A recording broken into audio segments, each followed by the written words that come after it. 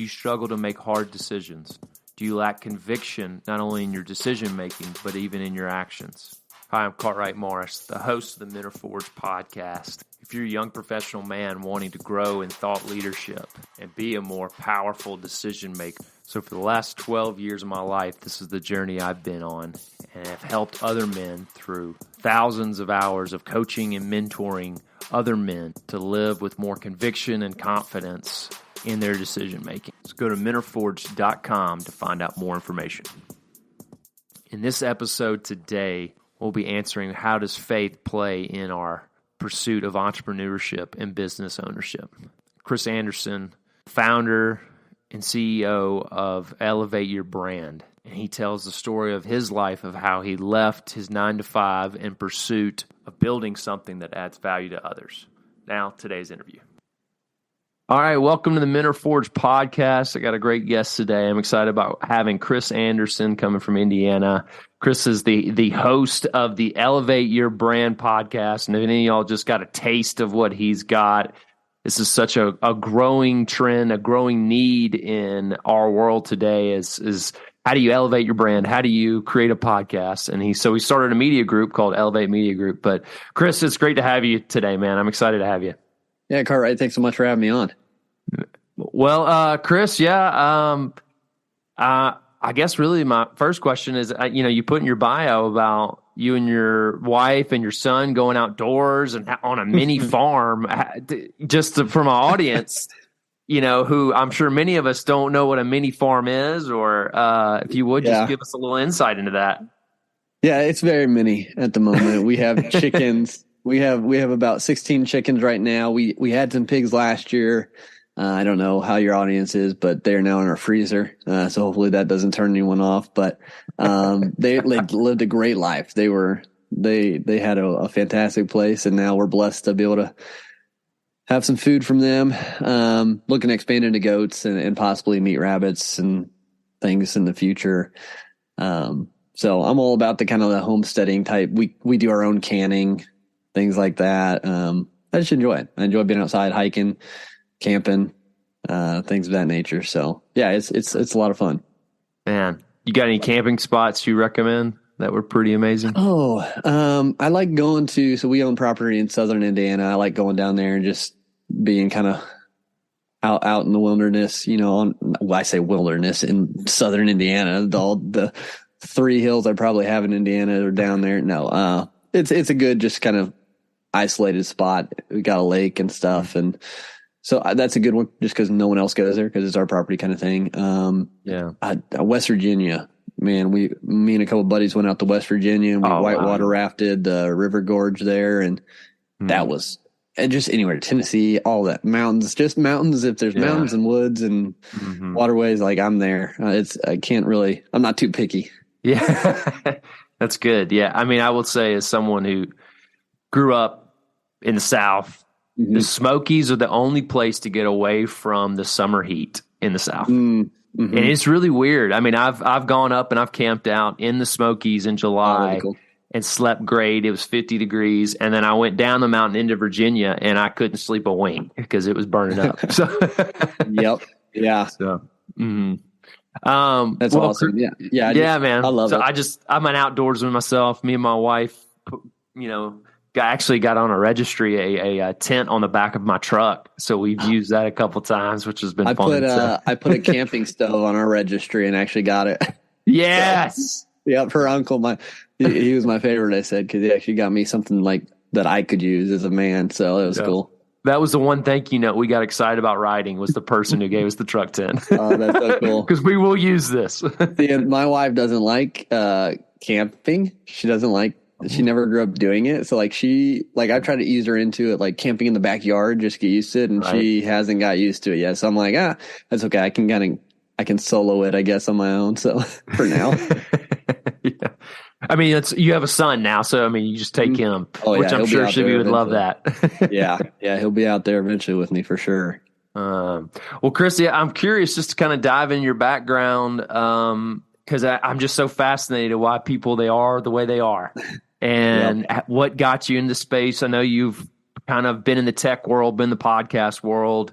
So what about your upbringing and your background that really kind of started putting the seeds of what you're doing now? Yeah, it's an interesting question. I actually was asked earlier this week, like, what's your story about getting into entrepreneurship? And I was listening to some other people's answers, and they're like, well, I was reselling empty bottles when I was a kid, or selling pencils in my class. Like, and I'm like, I never really had any of that. I mean, I kind of, I guess, had the superficial view of it. My parents started the soccer club in the town I grew up in, which started soccer at the high school.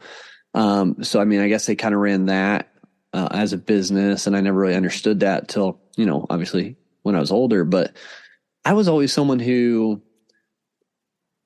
used his imagination a lot. And whether that be like when I was little, like pretending we were in a parade and using chairs and like little magnetic alphabets and throwing them as candy, or going out when I was a little bit older and pretending I was Indiana Jones in the woods by our house, or things like that. So always kind of had that imagination and kind of dream big type mentality.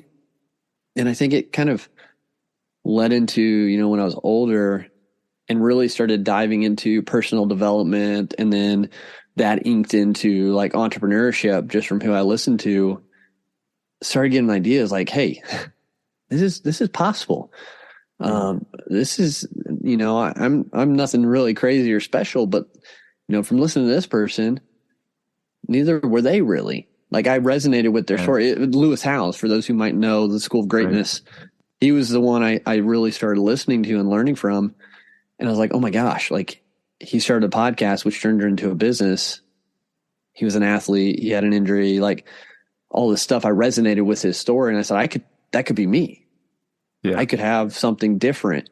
And so I started just kind of dreaming and like seeing how that could be different, and which led into, I was an athletic trainer by trade, by school. That's what I went to school for. So I was working in that field, and just got to the point where I was just overwhelmed, or I was underwhelmed, I guess, with what I was doing. Like, I loved making a difference, but I felt I was just hindered by what I could do in the time there. And then they dictated my salary and what my time was worth, and I didn't like that.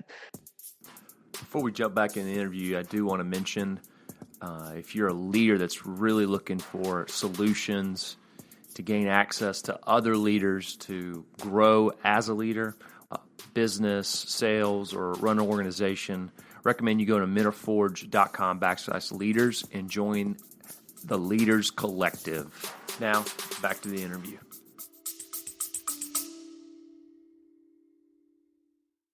Today's episode is brought to you by Thrive Marriage Lab. If you want your marriage to thrive, this is a great opportunity to you, because strong marriages are the bedrock of strong churches, organization, families, and community. This is a 12-month pathway for any of you that are looking to really have weekly engagement with experienced marriage counselors. Not just one, but many.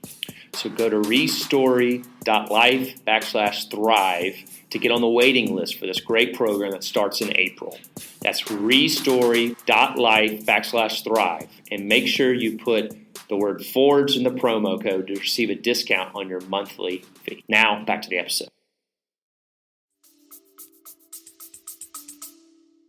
So you're basically like, I'm the type of person that if someone tells me I can't do something or I shouldn't do something, I'm going to go and try to prove them wrong.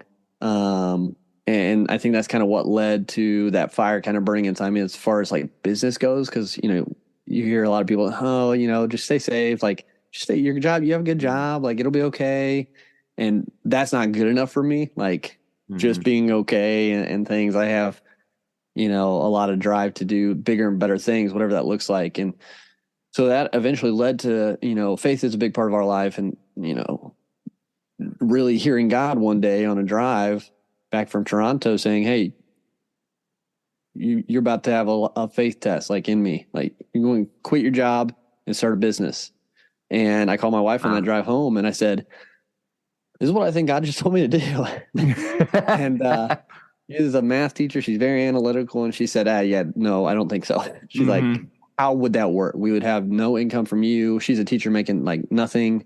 Like, it doesn't how would that work? I don't see how that could work. And I said, I'm just telling you what I think I heard him say. I said, and that's that. I said, let's just continue to pray about it. And if it's truly him, he'll let us know. Like, because the last thing I wanted to be is me and just my thoughts and Uranus, drive. And so we prayed about it. I said, God, I said, if this truly is you speaking and not just an idea in my head, Hannah will be on board and I'll know. And that'll be kind of the sign, just so I know it's not me. And, a month after that initial call with her, after hearing God, like, she's like, hey, for some reason, I think this is what you're supposed to do. Wow. And so right when pandemic hit here in Indiana, I quit my job and had nothing coming in, and it was burn the boats and, move forward to grow or die, basically. So I'm sorry, I could talk forever, so I just rambled. So cut whatever you need out of that. But no, that was so good, man. Because I think when we hear that, I know I've had a similar moment, and anytime there is resistance, we immediately go, did I actually hear you? Was I actually following you? And those moments, for any believers out there that had a similar, it's like we all kind of resonate with that. Yeah. But go ahead. I was going to say, it's crazy. Like, I've had a few of those moments where it's like, I truly believed it was him and nothing else. And so I listened. And so, like, this one coming around, like, it was the same kind of thing. And I was like, I'm pretty sure that it was. Like, the last one was when my grandpa died. I got this weird thing in the middle of the night, like the night before his funeral. It was like, prepare. That's all he said, prepare.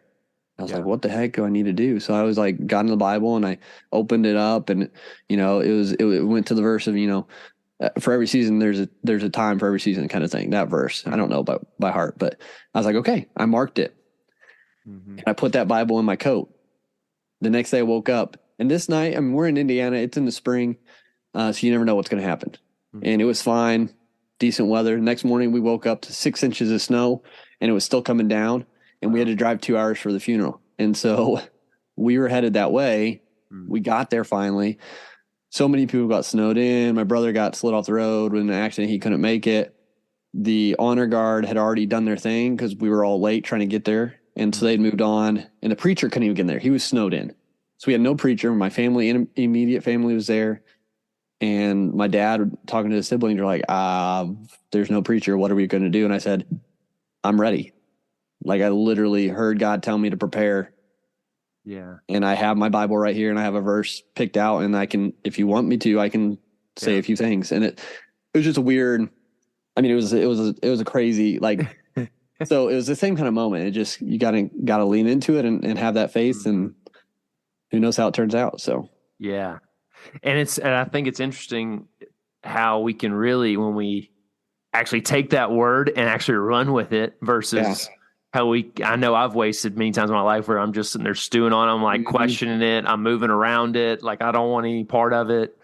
Yeah. And you taking it and just running it. I mean, for those out there that maybe feel something similar, how would you encourage them in the next steps, or even that first, deciding to actually, actually I'm going to follow through on what I feel like God's telling me? Yeah.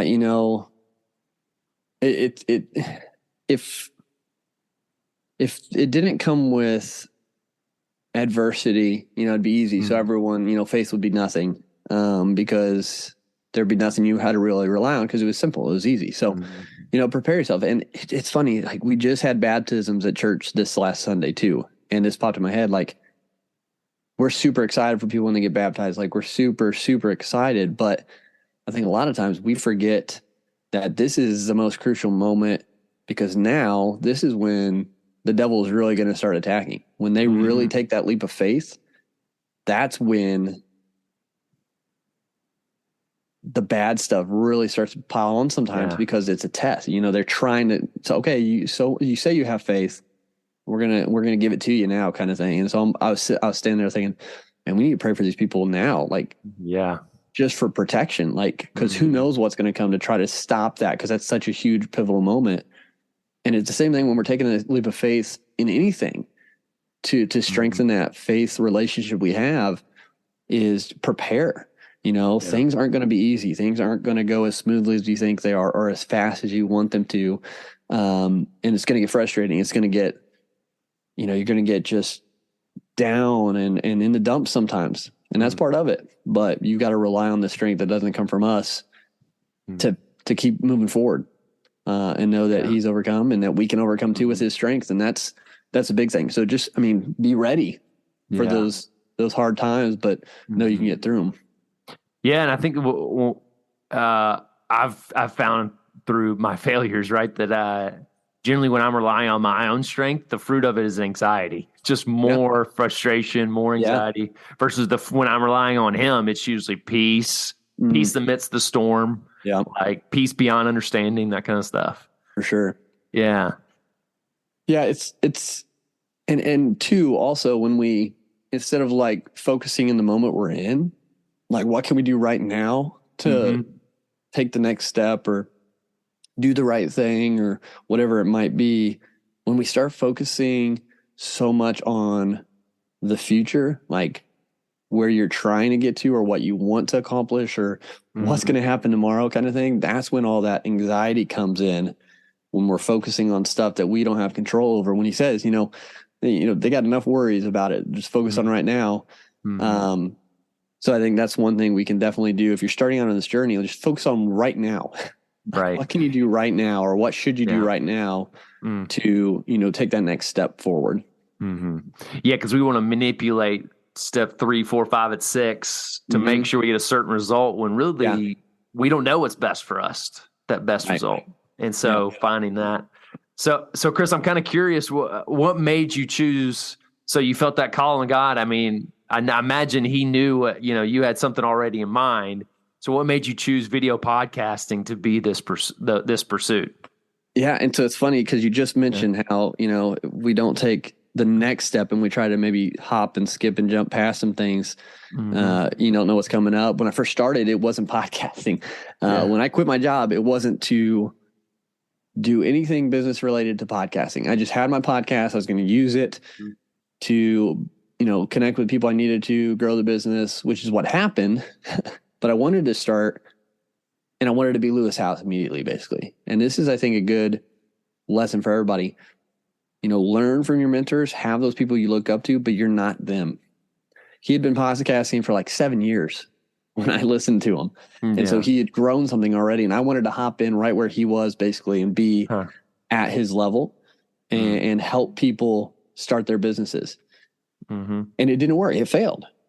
The first thing I tried was pencil leadership. I wanted to help men grow their businesses and improve their lives. And I hadn't done it myself. Like there's a point of acting like the person you want to be and living that way. So, making the right choices, taking care of yourself, things like that, and being a fake. And I couldn't market any of my stuff. It just didn't sit right. Like I knew what I wanted to do. I had it all like created, but I was like, this isn't like, never done it. So how can I truthfully say, hey, I'm going to help you do this? And so it was a battle. It's like, okay, maybe if I just keep learning, I'll know enough, and then clients will come and I'll be able to help them because I'm a little bit farther ahead. All the while, people were coming to me, hey, I see your podcast is growing. Like I see you're charted, you're globally listed. Like, how did you do this? How do you start your podcast? And they're asking me all these questions. And so I'm helping them with that. I'm having people, and we got to the point where we're like, we need some income from you, man. Let's let's go. And so I was like, yeah, we can do that. And so I would start charging on, how to launch a podcast or helping them launch their podcasts. And it was just kind of on the side while I tried to grow what I wanted to do. And it got to the point in this whole journey, man, like we could go on hours, but every moment we needed something, he provided what we needed.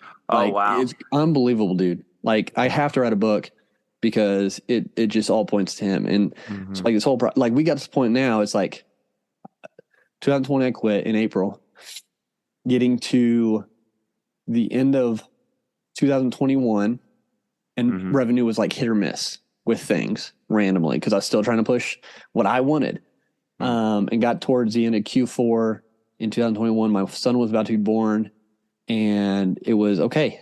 He showed up a lot, but we still don't have consistent revenue coming in at a good deal. What are we going to do?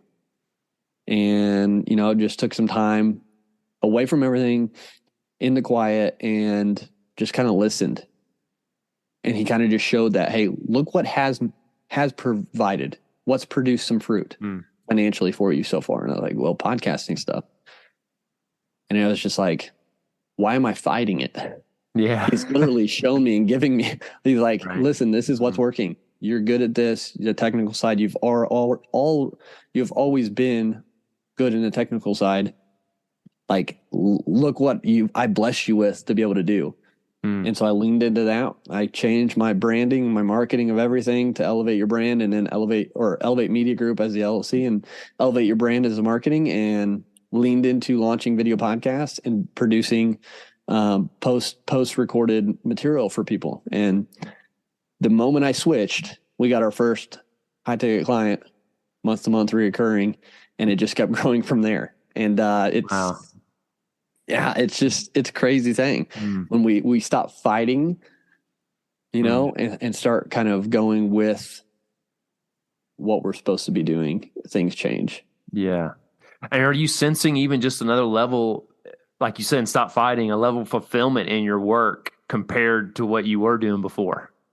Oh yeah. Yeah. I mean, I get to spend the day with my son if I want to. Like, I can change my schedule around how I want to. Now I'm supporting a couple other people who we have contracted for us, like financially. It's a really cool thing to be able to give back in that way and be able to then dictate, time and resources. And it's now to the point where we're trying to take it to that next level. Yeah. So when we started, the whole thing was, how are we going to make money? Where's the money going to come from? And now we're to the point where we're like, okay, how are we going to scale it to that next point so I can step out even more from the business and have it kind of running almost without me, but I can still like go and connect with people, which is what I like doing, this kind of type of thing, connecting people locally to show them what we have to offer, and then be able to support the people under me who are doing the technical work. So taking it to that next level, like getting it to the 20, 30K a month, 50K a month type level. But sometimes you forget where you started because where you're at, you've got new things you're quote unquote worrying about. And it's just like the other day in conversation with my wife, it's like, we really are here. Like, we're at this point. Like, did we ever think we'd actually get to this milestone? Like when we started, like we were happy getting $1,000 a month. And now we're here, we're just around $10,000 a month, fluctuates a little bit each month, but like we're there. Like that was our goal. Like, and he just said, stick it out, stay with me. And then from there, like hitting that next milestone, you just got to remember where you came from. Yeah, that's good. So, I mean, that's what I was curious about, because I mean, I was like, how do you stay grounded in the midst of growth and success? Yeah. And is it almost gotten to the point where you are thankful for those hidden moments where you were a little bit not as successful? Oh yeah. I mean, those moments, I think, kind of gave me thicker skin. I always kind of thought I had thick skin until, everything rested on me to provide and figure it all out. And so, yeah, those moments, I mean, made me better. So for the fires I have to put out now, or the things I have to try to figure out now, if I was to jump to this moment immediately when I quit my job, I don't think I would have done it. I think I would have been like, nope, this is crazy. So I think I needed those moments to prepare me for the moments right now. And these moments will prepare me for the ones coming in the future. Yeah, that's good. I love the quote, he wastes nothing and makes you ready. And it's like, if you had so many situations you were being prepared for in the low season, and now that you're able to really grow it and extend it. So on that, I'm curious, Chris, because it is still a niche, podcasting, but it's a growing niche. And I'm surprised some of the numbers, just comparatively, how podcasting is still not as, it hasn't blown up like some people even think. So, but what about podcasting do you feel like it adds value to people, whether you're a consumer or you're actually a producer of it?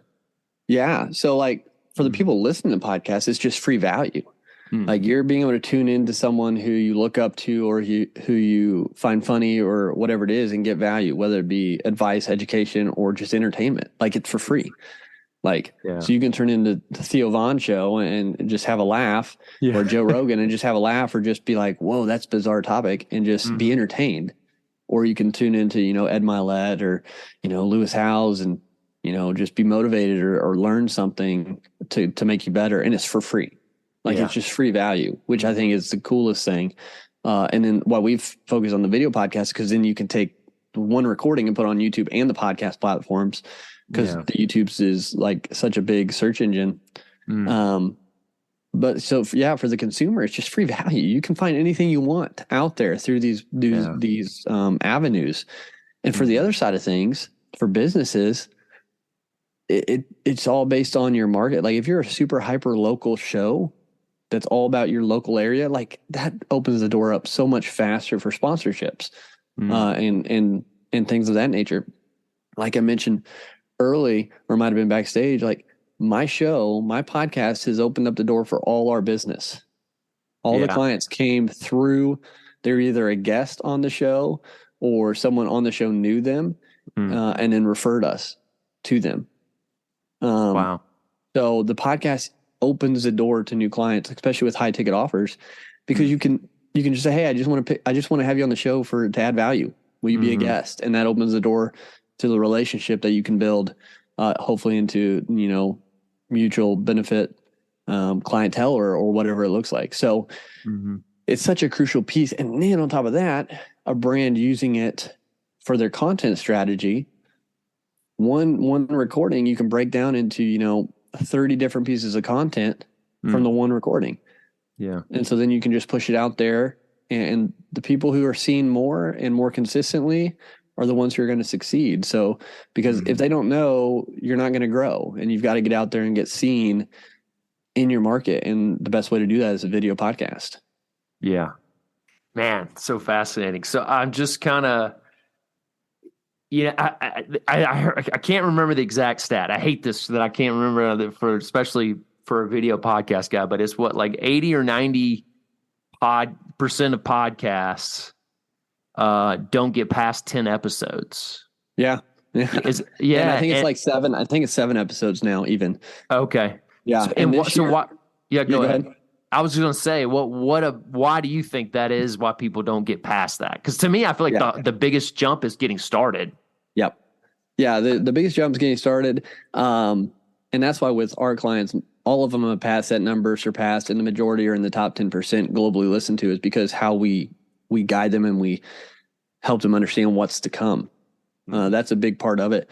And it's so now 2023, we see so many, the podcast numbers are dropping. Wow. On shows out there. And that's a good thing.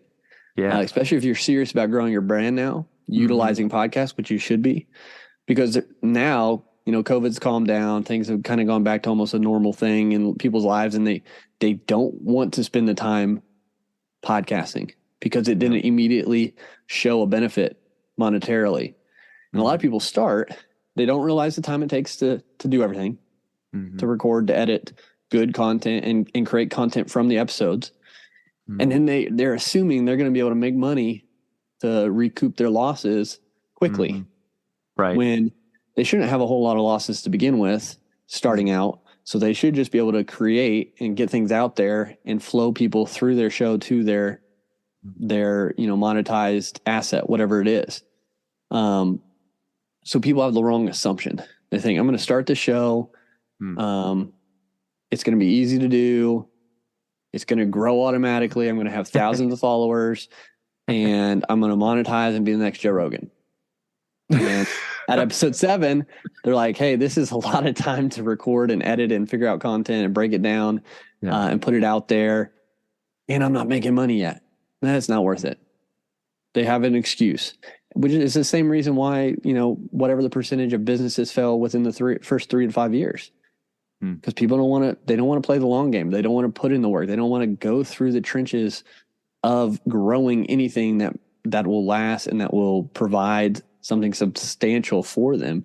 They just assume that they can quickly succeed. They overestimate what they can do in a year and they underestimate what they can do in 10.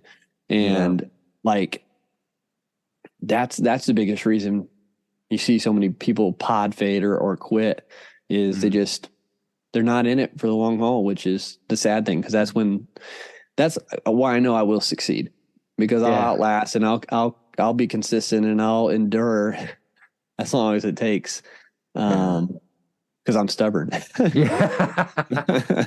Yeah, man, that's good. That's good. I hope somebody takes that to heart right now. I could just feel that. That was good, man.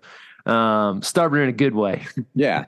Resilient. I gotta balance it. So my wife would say sometimes in a bad way. No. True. Yeah. Imagine your clients though love that about you. Right. Yeah. So no. Go ahead. It's a cool thing. And that's another thing I love the industry is so many people we work with, or all the people we work with, are out there trying to make a difference somehow in the lives of their clients. And so we just get to kind of be a teardrop in the bucket of the change that they're doing by just helping them produce the best content and getting them heard. So it's a really neat thing to be a part of. Yeah. So I'm curious just I'm talking for a friend here, right? Somebody who's, getting in the 90s, up, around 100 episodes, kind of fill a plateau. They've actually put in the work. They've been consistent. What advice would you give to them? Yeah. So you've got to look at what you're doing, what's working, what's changing in the market. So for a lot of people, adding the video aspect, that's what I see a lot of times when people are like, okay, hey, we've been doing this a while. What can be next? Well, you're not doing video, so you need to start implementing that portion of it. If you're doing video, great. How can we tweak things within our, within our layout of the show? Are you grabbing people's attention fast enough at the beginning to keep them intrigued to listen? Are you getting an idea how long people are listening to your show so you know where you might be able to put your lead magnet advertisement or whatnot? Are you staying relevant in topics? So you've got to look again at how your show's structured. Is it still flowing good? Does it still make sense? Does maybe your intro need an update? Does it need shortened? So many times I see people have an intro of like 5 minutes before they even get into talking about anything. 10 minutes sometimes. I'm like, you got to shorten. Like, people's attention spans are like 3 seconds now. So we've got to hook them faster. Yeah. So if you kind of feel plateaued, just look at ways that you can up your quality. And then also, what are you doing to market it? Are you doing the same thing over? Is it anything new? Or are you reaching new people? Or are you just kind of posting and kind of just leaving it? Same on social media. Are you then just posting the pieces and leaving it? Does there need to be an up in your outreach to people? Maybe you spend a little bit in ad dollars now to get in front of people. Maybe it's you guest on more people's shows. So does your marketing strategy need to change? So does your layout of the show need to change to keep people engaged?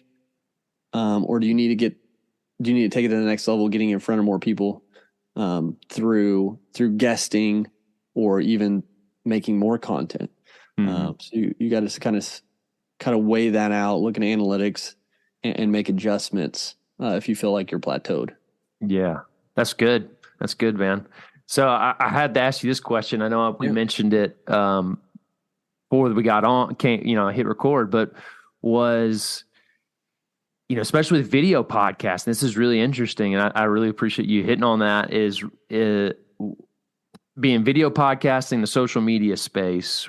Why, as men of faith, why as people of faith, why is this important for us to get in this space? Because I have felt a resistance for us to be in that world because of all the noise.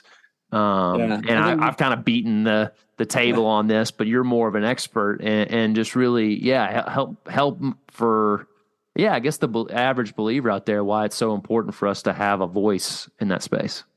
Because I think the person that we're trying to reach or help or show, they can see us and they can see us as just a normal person. I'm not shy about speaking of all my flaws or where I've messed up or things like that. But, I'm not shy about speaking about my faith either. And so to show them, like, I'm not perfect. I'm a work in progress every day. And I'm trying to just do the best I can. And this is why, because of what Jesus has done for us and just following his lead the best I can. Like it changes. Hopefully it will change at least somebody's view on Jesus and their life even, and make a positive influence and plant a seed that can be, harvested later. And, you don't have to go out and Bible thump. You can just kind of just share your story just like anybody else would. And it's important for people to see normal, real people sharing and seeing their perspective instead of like all these big mega church pastors, which is nothing wrong with that either, because they obviously have the theology and the schooling for it. But it just builds, again, it's why video podcasting is so important. It builds that trust factor. Yeah. It builds that boundary, that bridge to that relationship a lot easier, because someone can look at you as you're speaking and they can pick up on mannerisms and body language, and they can say, oh yeah, I resonate with him. He's telling the truth. Or like, I can see, the passion there or the, whatever it is, they can have that connection with you easier on video, which opens up the door, to a lot of things.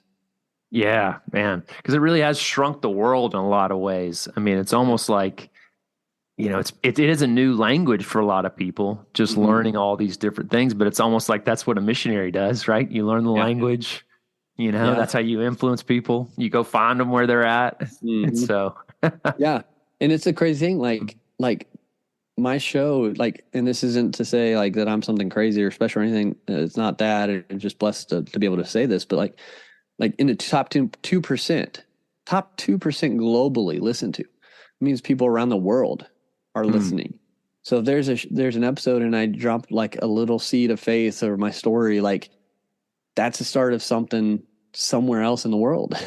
Yeah. All over the place, China, South America, Europe, wherever people are listening. It just allows you to do that from your own home if you want, and just start to slowly make a difference.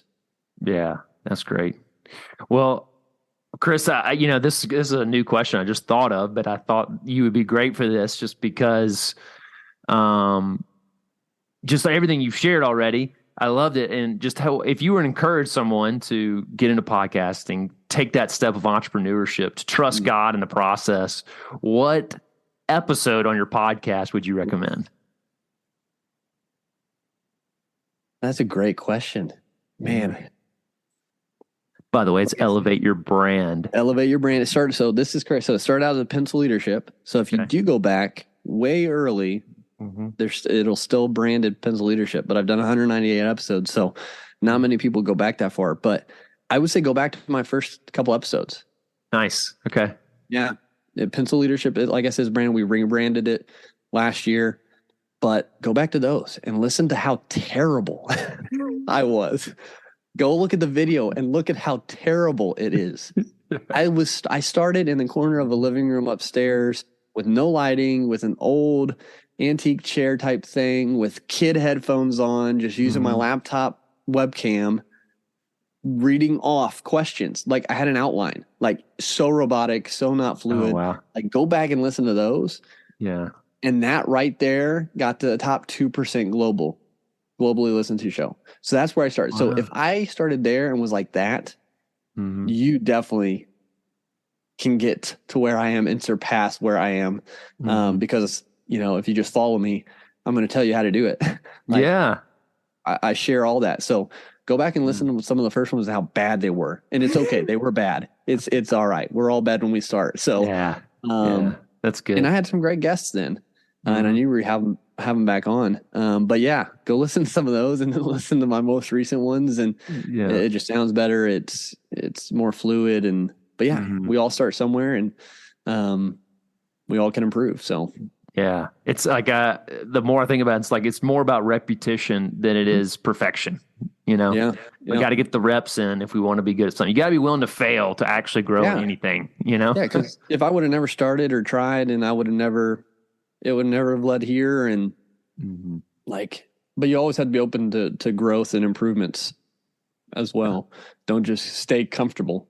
Mm-hmm. Yeah, absolutely. Then you could possibly plateau. That's not always the reason, but that could be one reason that you start plateauing. Maybe you're fighting something that you think you should do, you just don't want to. I've been there too. And yeah, we got to step outside our comfort zone if we want any growth. Absolutely. Well, it just shows how area probably I need to grow in is where is the best place to consume video podcasting? YouTube. Yeah. So YouTube. Okay. That's the house for that. Because I know Spotify does it, but it's not every podcast does. And so anyway. Yeah, it's basically YouTube. And we just show techniques on how to grow on there as well. But a lot of people, that's the thing. That's why we market it as launching a video podcast, because people just don't think about capturing the video and how to do it correctly and how to set up your location the best you can on a shoestring budget. They just don't think about that stuff. So, if you're going to start it, why not start it the best you can? And that's what we guide people through. Yeah, that's great. Well, I could sit here and just ask you all sorts of get free advice on stuff. Yeah, for sure. No, I'm not going to do that. I am a talker, man. That's why I started a podcast, I guess. I could talk for hours. Yeah, I'm the same way. So, but Chris, for my audience out there, just, where can they find you? What's the best place to just find out more about, what you do and find more about you? Yeah, you can go subscribe to their YouTube channel, Elevate Your Brand. I think that's what the hashtag or the / thing is. It might be Elevate Media. And then podcast, Elevate Your Brand with Chris Anderson, wherever you listen to podcasts. And then if you do have any more questions or anything for me, pick my brain, shoot them over on Instagram at chris.t.anderson. And I personally answer those when I get on there to answer. And I love to do that. So yeah, connect with me there as well. Yeah, and I've already gotten like 2 or 3 little nuggets from you on Instagram, so I definitely recommend to the audience go check that out. Well, Chris, I appreciate you coming on, man. It was a blast just listening to you and hearing more about you and your story. For sure, I appreciate you having me on.